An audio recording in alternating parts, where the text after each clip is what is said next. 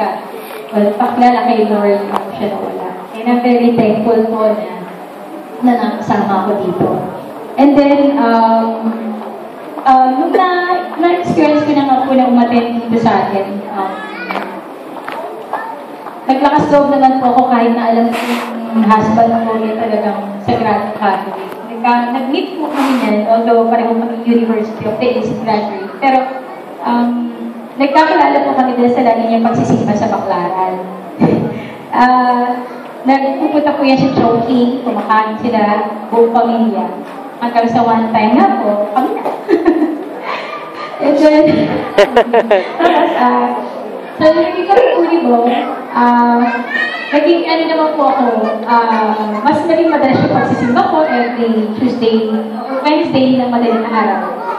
Masyado po itong banal. Lahat po nasa ito, pinapahiran na. Lahat po yan, papahid kami.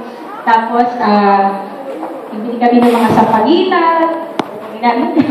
Kahit nakikita ko yung mga bata, hinuruhan ng sampagita sa Baclaran, sa bebenta ko din. And then, hindi ko po iisip na si Bong baka kasama ko dito. Kasi, nung nasa hospital po kami, nung minsan dumating po sila pastor doon, nag-share the word of God. Nandun pa si Daddy po kayo pa. Nung matapos po, ano po yun nasa naman siya. So, tinatawag ko po siya na, ba't ayaw mo pumasok? Ayaw po niyang, hindi siya ganun, open siya, pero hindi mo siya pumasok, hindi siya nakita.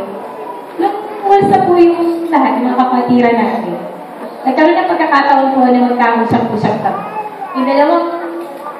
Yung sister ko na Catholic, siya Catholic, si Ate Wilna, dito na po, na-baptize. Ako, hindi pa po ako nakaka-attend during that time. Then, nagkaan kami, may mga tanong kami, si Daddy tulog Ewan ko narinig niya, siguro po kung wala si Daddy, malamang sasagot po yun. Hindi pwedeng hindi. Pero, nagkaroon po kami ng parang diskusyon. Si Brother Bong po ang aming katibate. Siya po yung katibate natin. And then, hindi po naging, nagkakaroon hindi na iiwasan na para nagkakapibunan. Pero, na-open po namin yung kung bakit ganito sa kapatid. Tapos, so kami naman, hindi pa ako born again, pero still, nagagawa ko pong i-depensa kung ano yung sa atin. Ganyan po yung inaano ko. Kasi, although hindi pa ako nakaka-join, pero, kasi siguro po dahil na kay Daddy. And then, kahit na-baptize na po ako dito, hindi ko rin po inisip na papayagan ako ni Brother Bong. At saka hindi ko rin po inisip na si Brother Bong ay makakasama ko. Tanging si Lord lang po, sa kanya po ako humingi ng tulong na, Lord, sana mas maganda kung dalawa po kami na nagpupuri sa inyo. At kung, yes,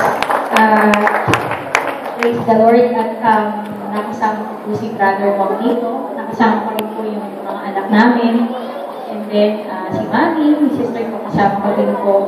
Kaya natutuwa po ako na napakabuti ni Lord sa pamilya ko, sa akin, si Brother Bong.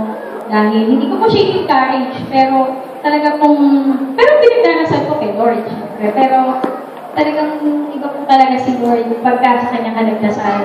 Napakabuti po niya. Talagang titingin niya yung mga dasal mo. Hindi man agad-agad, pero bibigay niya. Kaya